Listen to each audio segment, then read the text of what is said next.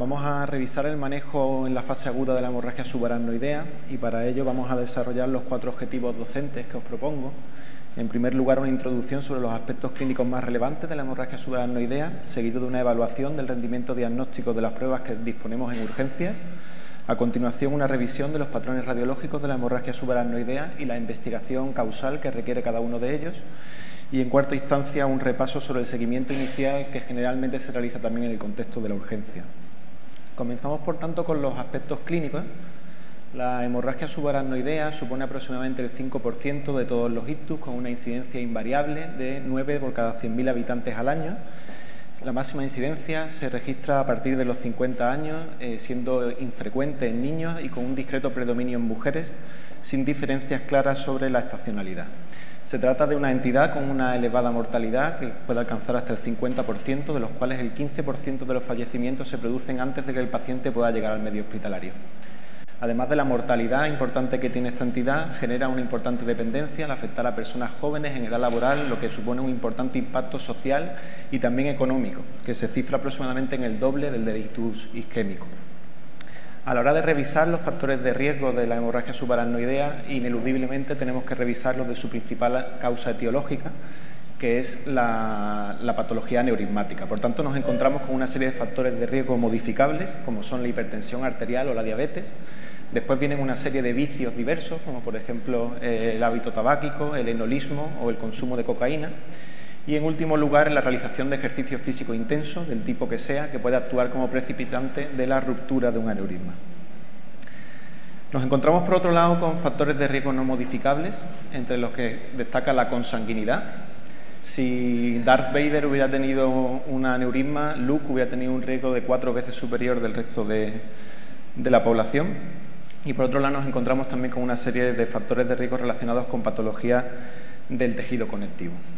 La presentación la conocéis todos, se trata de una cefalea de instauración brusca que en ocasiones viene precedida de episodios de hemorragia centinela y que característicamente tiene una intensidad muy elevada que el paciente refiere como la peor cefalea de su vida. Puede llevar acompañada otra sintomatología más inespecífica como náuseas y vómitos.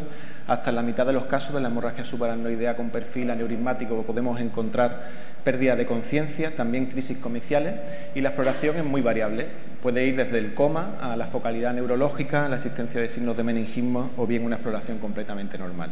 Aquí os muestro un caso de un paciente de 40 años con una cefalea brusca poscoital que describía como la peor de su vida. Se realizó una TC a las 4 horas y media del inicio del cuadro que no arrojaba datos patológicos. La punción lumbar realizada a continuación resultó también negativa, pero debido a las características que tenía la cefalea de este paciente se decidió realizar una angio-TC que demostró un aneurisma de la arteria carótida interna terminal que fue confirmado en arteriografía y tratado por vía endovascular.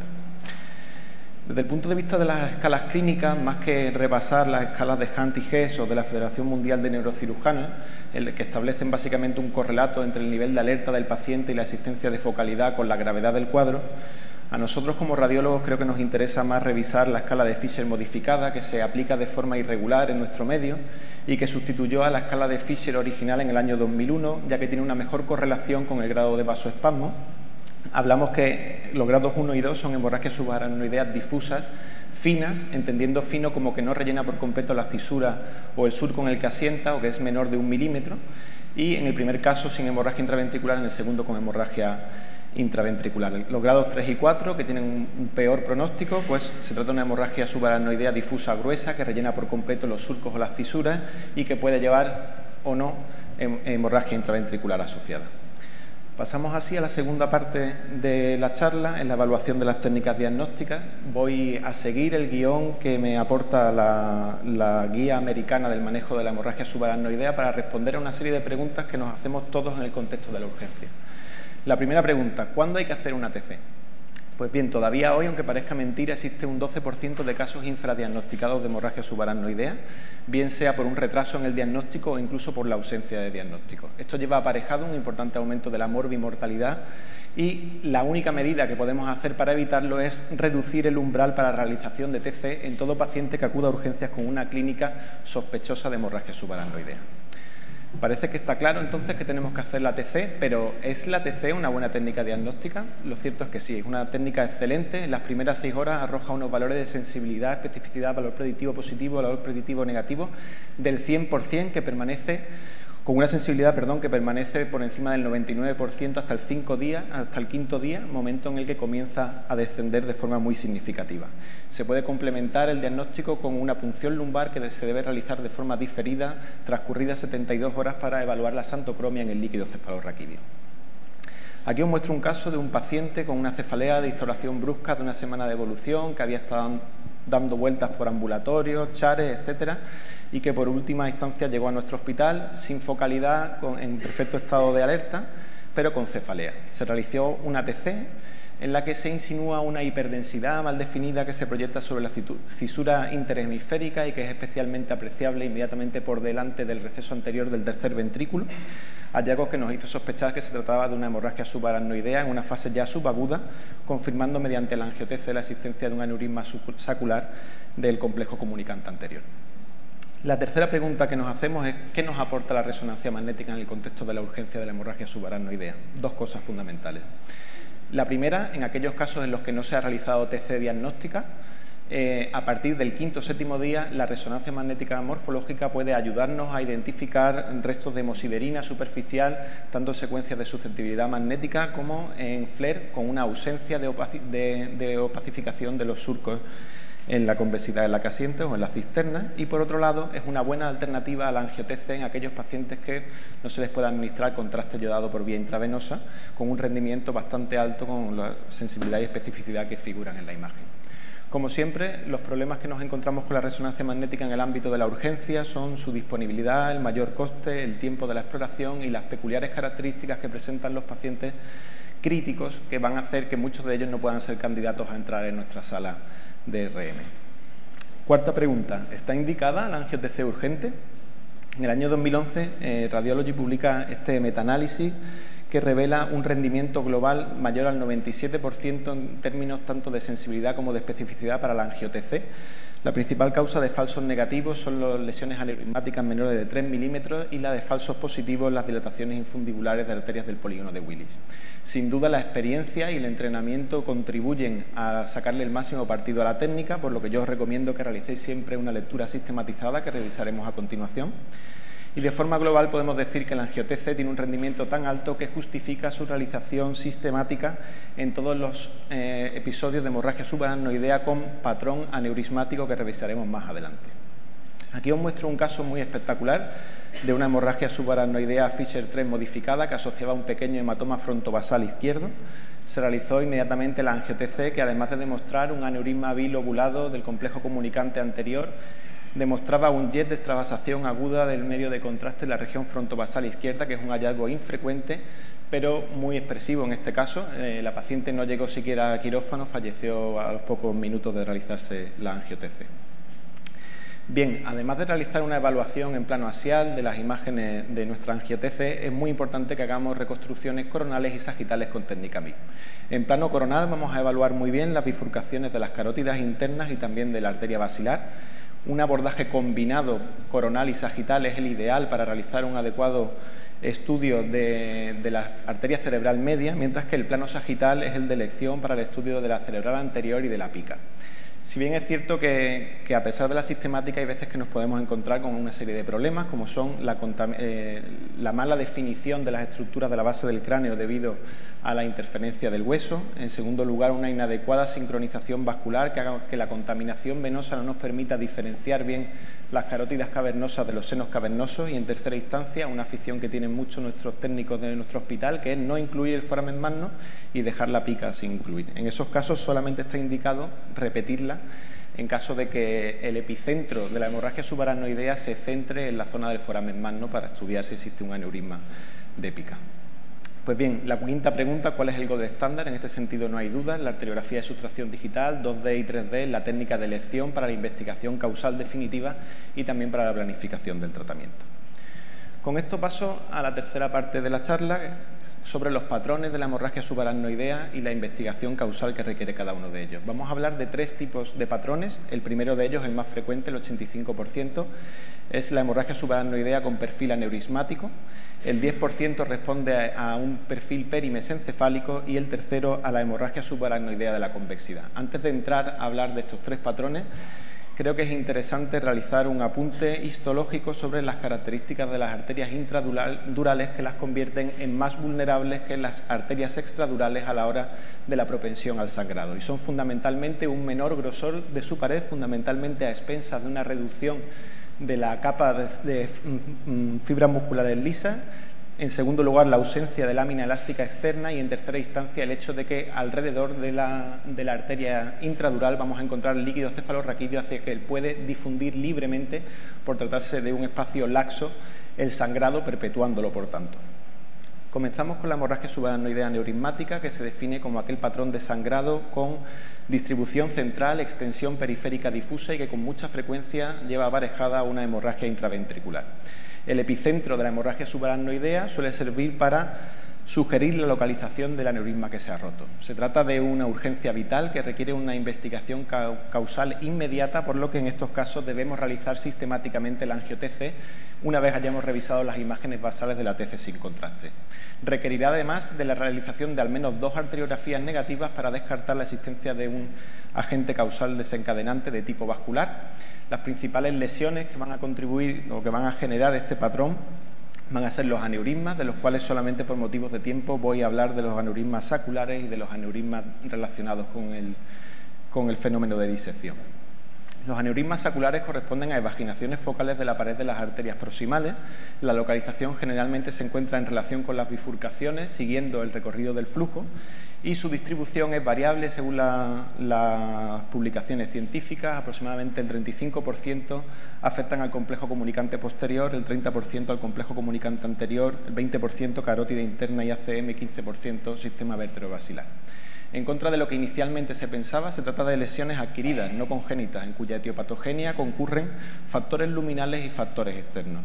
El mecanismo que lleva a su ruptura se inicia con una disrupción de la lámina elástica interna, que va seguida de hiperplasia miointimal y de fenómenos locorregionales inflamatorios que van a llevar a la ruptura, que, en contra también de lo que se pensaba, se produce fundamentalmente en aquellos aneurismas que se han formado recientemente.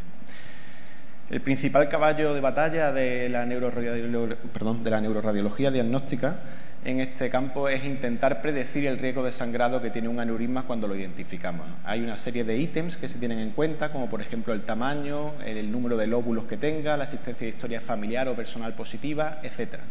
Dos de las aproximaciones científicas que se han hecho a un modelo que intenta explicar por qué hay aneurismas que se rompen y otros que no son estos que os muestro a continuación: el estudio prospectivo FACES, que estudiaba una serie de variables como la raza, la edad, el tamaño del aneurisma, la localización, la hipertensión y el antecedente de hemorragia subaracnoidea, que tiene una serie de limitaciones, como son el hecho de que los pacientes solo se siguieron 5 años, las variables eran incompletas y que no incluía el riesgo que implicaba el tratamiento, y por otro lado el consenso de expertos UIATS, que no tiene valor pronóstico ni predictivo, pero que es un consenso de actuación con una numeración a partir de la cual se decide que un aneurisma debe ser tratado o no debe ser tratado en función de la larga lista de ítems que os muestro en la imagen.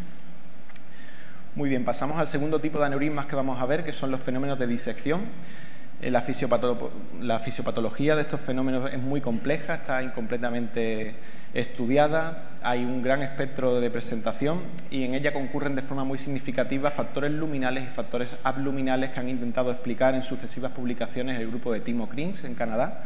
Yo voy a utilizar las referencias de estos artículos para hacer una serie de esquemas muy básicos para intentar explicaros la variabilidad de presentación de las lesiones aneurismáticas relacionadas con la disección. Si partimos de una pared arterial interna, como estas que os muestro, una disrupción del endotelio de la lámina elástica interna va a dar lugar a un hematoma intramural que puede localizar en cualquier parte de la pared. Si la vertiente externa de la pared se rompe, estaremos ante un episodio de hemorragia subaracnoidea que aparece en la disección aguda en el 40% de los casos de la carótida interna y hasta en el 60% de las disecciones intradurales vértebro-basilares. Por otro lado, si el hematoma queda contenido y existe una disrupción de la elástica interna en otro punto, La organización va a dar lugar a la formación de coágulos que pueden migrar en sentido distal, dando lugar a embolismos. En tercer lugar, hablamos del aneurisma tipo blister, que es un aneurisma que tiene su origen en una disección previa con una extrema fragilidad de la pared residual y que característicamente asienta en la cara ventral de la carótida interna con una elevada propensión a la rotura y una difícil detección debido a su escaso tamaño. Aquí os muestro un caso de una hemorragia subaracnoidea Fischer modificada 3, de un paciente que tenía una angio-TC que para nosotros fue negativa y que en el estudio de arteriografía de sustracción digital, tanto 2D como 3D, revelaba la existencia de una pequeña lesión aneurismática en la cara ventral de la ACI supraclinoidea que correspondía a un aneurisma tipo blister. Pues bien, el hematoma que se había formado anteriormente se puede reabsorber parcialmente, pero generalmente se producen una serie de fenómenos de inflamación crónica mural que van a perpetuar el estado patológico del vaso sanguíneo. De esta forma se forman los aneurismas fusiformes, que son dilataciones con forma de uso, como su propio nombre indica, y aquí os muestro el caso de una paciente de nuestro hospital con un aneurisma fusiforme muy extenso que se extendía desde la arteria vertebral derecha hacia la arteria basilar. Debido a la perpetuación del estado inflamatorio en el interior de la pared del vaso que había sido sometido a una disección previa, se producen una serie de fenómenos de neoangiogénesis en la adventicia y también una proliferación de vasos de los vasa vasorum. Esto va a dar lugar a una predisposición al sangrado intramural. De hecho, lo habitual es que nos encontremos ante episodios alternos de hemorragia y fibrosis, tanto por sangrados relacionados con la vertiente luminal como por la vertiente yuxtaluminal. El resultado de esto es el crecimiento progresivo del aneurisma fusiforme hacia el aneurisma gigante y la existencia, en el caso de la paciente anterior, en el control del año siguiente, de un hematoma que afecta fundamentalmente a la vertiente medial del aneurisma vértebro-basilar. Con esto terminamos la revisión de los aneurismas y pasamos al segundo patrón de hemorragia subaracnoidea, que es el patrón perimesencefálico, aproximadamente el 10% de todos. Su descripción más reciente es la de Wallace, del año 2015. Como podéis ver, existe una larga lista de descripciones previas, lo cual demuestra que se trata de una entidad que es difícil de establecer unos criterios fijos que nos permitan hacer su diagnóstico, lo cual es importante debido a que lleva aparejado un pronóstico mucho mejor que el de la hemorragia subaracnoidea aneurismática. Los criterios de Wallace tienen una excelente concordancia inter e intraobservador y en ellos la probabilidad de encontrar aneurismas es menor al 5% de los casos. ¿Cuáles son los criterios de Wallace? Pues los siguientes. Se trata de una hemorragia subaracnoidea que tiene epicentro perimesencefálico, que puede asociar o no hemorragia en las regiones declives de los ventrículos laterales y del cuarto ventrículo, y que en última instancia carece de extensión hacia silvios o a surcos. Es el caso, por ejemplo, de este reciente caso de nuestro hospital, un chico que había salido a prepararse para un maratón, a correr a la calle y volvió en una ambulancia con un dolor terrible de cabeza. Efectivamente se cumple que se trataba de una hemorragia con patrón perimesencefálico. No se sabe exactamente cuál es la causa de este tipo de hemorragias, pero se piensa que es la disrupción de pequeñas venas perimesencefálicas que por eso no son después identificables en otras técnicas de imagen. En tercer lugar, la hemorragia subaracnoidea de la convexidad consiste en una hemorragia subaracnoidea que se encuentra limitados a los surcos de la convexidad o a una cisura de silvio, pero que no tiene afectación ni de cisuras ni de ventrículos. Existe una larga lista de causas que pueden dar lugar a la hemorragia subaracnoidea de la convexidad, de las cuales os voy a mostrar algunas imágenes, pero todavía hasta el 35% de los casos se consideran idiopáticos. Aquí os muestro un caso muy parecido al que ha presentado el doctor Diego Núñez hace un momento, de una paciente que debutó con problemas visuales y que en la TC basal se visualizaban signos de hemorragia subaracnoidea fina en surcos parieto-occipitales bilaterales, que se confirmaba después en FLAIR con una ausencia de supresión de la señal del líquido cefalorraquídeo en surcos de predominio parieto-occipital izquierdo. Se trataba en este caso de un síndrome de vasoconstricción cerebral reversible, primo hermano del PRES. Aquí os muestro otro caso en el que vemos una hemorragia subaracnoidea de la convexidad que asocia un hematoma intraparenquimatoso y que al realizar la resonancia magnética demostraba la existencia de incontables focos de microsangrado córtico-subcortical ampliamente dispersos por ambos hemisferios cerebrales en el contexto de una angiopatía amiloide cerebral. La trombosis venosa cortical frecuentemente puede manifestarse también como una hemorragia subaracnoidea de la convexidad. Aquí os muestro un caso en la que La TC con contraste demostraba un defecto de repleción en la mitad anterior del seno longitudinal superior, con adecuada permeabilidad del posterior. En eco de gradiente podíamos ver incluso la trombosis de venas corticales que drenaban a ese seno longitudinal superior trombosado, y en la imagen en contraste de fase 3D tras administración de contraste se confirmaba una extensa trombosis del seno longitudinal superior. Generalmente asociamos la malformación arteriovenosa con el hematoma intraparenquimatoso, lo cual es lógico, pero también podemos encontrar hemorragias subaracnoideas que son secundarias al sangrado de aneurismas aferentes que se producen distantes al nidus de la malformación arteriovenosa, que se conoce con el nombre de aneurismas de flujo. Aquí os muestro un ejemplo de aneurismas de flujo que se encuentran distantes al ovillo del nidus de las malformaciones arteriovenosas. Última diapositiva en relación con los patrones. La hemorragia subaracnoidea aneurismática se debe manejar con una angiotc inmediata y la realización de al menos 2 arteriografías diagnósticas en caso de que hayan resultado negativas las pruebas anteriores. La hemorragia subaracnoidea perimesencefálica tan solo requiere la realización de una arteriografía, debido a que la probabilidad de que encontremos una lesión vascular es inferior al 5%. En tercer lugar, la hemorragia subaracnoidea de la convexidad, debido a que responde a distintas etiologías, se puede abordar de distintas formas, siendo recomendable generalmente la realización de una RM como principal forma de investigación causal de la misma. Pasamos ya de forma breve al último apartado, que son las complicaciones de la hemorragia subaracnoidea, que generalmente nos encontramos también en el contexto de la urgencia. Son fundamentalmente 3, la más importante de ellas es el resangrado, que lleva aparejada una mortalidad superior al 50% con un pronóstico ominoso y cuya incidencia va reduciéndose progresivamente conforme va pasando el tiempo. Los principales factores de riesgo para su desarrollo van a ser una demora en el inicio del tratamiento, una presión arterial sistólica elevada o muy fluctuante y una mala situación neurológica al ingreso. Este es el caso de un paciente con una hemorragia subaracnoidea Fisher modificada 3, que experimenta un rápido deterioro neurológico antes de que se le realice la arteriografía. En la TC que se realiza como consecuencia de ese empeoramiento se evidencia un franco resangrado con un aumento muy significativo del volumen de sangre en la cisterna pericallosa y también un volcado intraventricular masivo hacia el ventrículo lateral izquierdo. En este caso, el responsable del sangrado era un aneurisma de la bifurcación pericallosa de la cerebral anterior. La hidrocefalia es una complicación precoz, más benigna, sintomática en el 20% de los casos y que también se relaciona con una demora en el inicio del tratamiento y con una mala situación neurológica al ingreso. El tratamiento, como conocéis, suele ser la derivación ventricular externa, aunque se puede también realizar mediante punciones lumbares repetidas o incluso fibrinolisis intraventricular. La tercera y última complicación es el vasoespasmo, que es una complicación diferida, no aparece nunca antes de las 48 horas, siendo la máxima incidencia entre el cuarto y el 12º día, aunque angiográficamente está presente en más del 60% de los casos en los que se realiza seguimiento de hemorragia subaracnoidea. Solamente el 30% de los casos va a ser sintomático, pero ojo que ese síntoma es muy significativo porque se trata de una isquemia cerebral diferida que sin duda va a tener un impacto muy significativo en la morbimortalidad residual después de la hemorragia subaracnoidea. Existe una correlación directa entre la cantidad de sangre extravasada y el riesgo de vasoespasmo que se puede, de cierto modo, estimar mediante la escala de Fisher modificada que hemos hablado anteriormente. Generalmente, la monitorización del vasoespasmo se realiza mediante Doppler transcraneal, se puede utilizar también la arteriografía o incluso se pueden utilizar la TC y la RM perfusión para evaluar la situación parenquimatosa secundaria al vasoespasmo.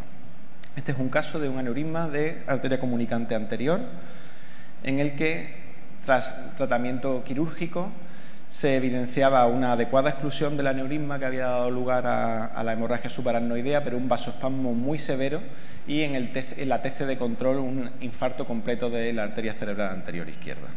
Última diapositiva, a modo de resumen, la hemorragia subaracnoidea es una emergencia vital y requiere un tratamiento, un diagnóstico rápido por nuestra parte. En segundo lugar, la TC sin contraste va a ser la técnica diagnóstica de elección los 5 o 7 primeros días. Después podemos plantear la resonancia magnética y la angio-TC y la arteriografía van a ser la base de la investigación causal y también de la planificación del tratamiento, especialmente esta última.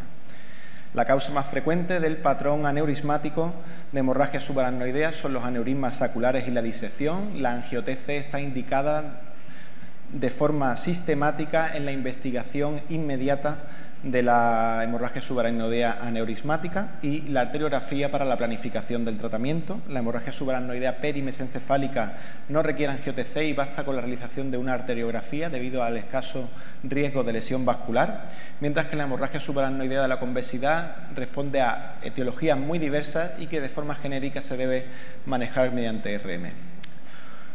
Última instancia, recordar las 3 complicaciones más frecuentes en la fase de seguimiento inicial de la hemorragia subaracnoidea: el resangrado, la hidrocefalia y el vasoespasmo. Con eso acabo.